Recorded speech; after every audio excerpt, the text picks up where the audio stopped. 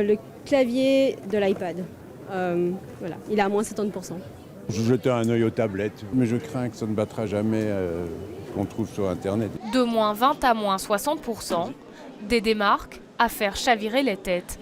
Depuis quelques années, les soldes investissent aussi l'électronique, un secteur dans lequel la durée de vie des objets n'est pas longue.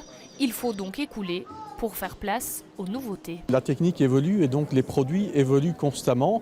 Et donc pour laisser de la place pour pouvoir avoir les nouveaux produits avec les nouvelles technologies, on est obligé évidemment de solder. Et pourtant, le secteur n'est pas soumis à la loi des soldes et donc au respect des règles. Pour Testachat, il y a là un usage abusif de la notion de solde. Dans ces secteurs-là, en tout cas l'électronique, l'électroménager, l'ameublement, il y a moyen de faire des soldes toute l'année et que la période des soldes n'est pas nécessairement la meilleure période pour le faire.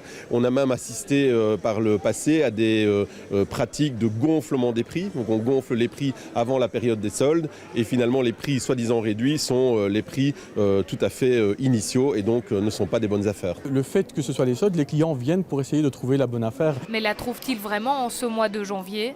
Les versions divergent. Une chose est sûre, les soldes attirent les clients. Une partie d'entre eux se laissera forcément tenter par des articles non soldés.